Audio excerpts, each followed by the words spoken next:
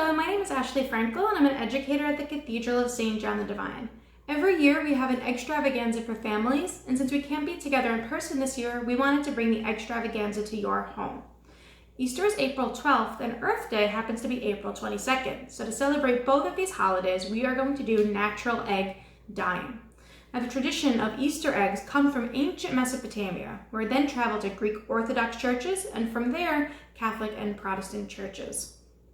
Traditionally, the eggs would have been a bright red color and they would have used onion skins. We also used onion skins today and we achieved a nice rust, really deep orange color on our eggs.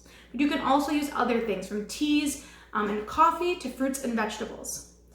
Some of the teas that I used include hibiscus, which gives you a really dark red liquid, but a black or charcoal egg. I also used butterfly pea flower, which is a really interesting bluish purple flower from Southeast Asia that gives you a deep teal egg. In addition to the more traditional onion skins, beets are very popular. They give you a very predictable beety color. Cabbage, on the other hand, the purple cabbage, though it gives you a purple liquid, gives you a blue or green egg. And then lastly, what I used was turmeric. I happen to have fresh, but you can easily use powdered, and it gives you a really bright yellow egg, which you'll see right here.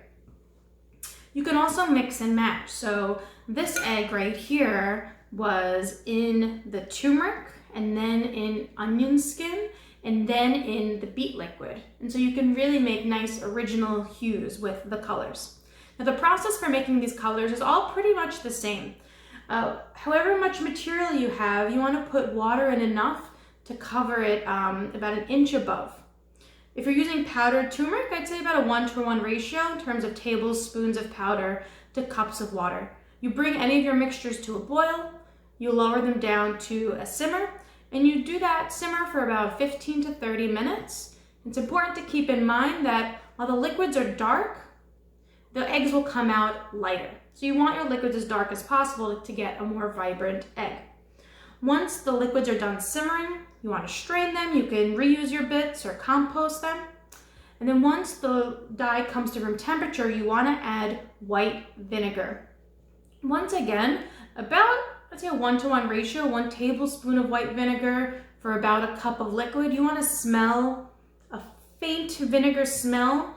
By no means do you want to do equal amounts, a cup of vinegar and a cup of dye. Just a little bit goes a long way.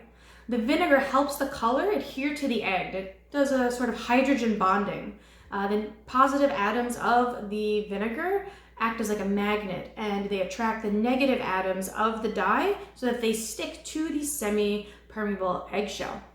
And while this all sounds very scientific, it's actually very experimental. And it's really something that you can do overnight even, or you can do it during the day. So most of my eggs were in the liquid for about 30 minutes to an hour, but you could easily leave them in the liquids overnight. Like I said before, you can mix and match and do different combos to get unique colors. The sky's the limit. Your imagination is the limit. So we at the Cathedral would love to see what you come up with. Please comment and post below the video. If you create your own eggs, we'd love you to tag us so we can see the results. We really miss seeing everyone at the Cathedral, but we know that we'll be together before long. We hope you have a happy and healthy Easter and have a happy Earth Day.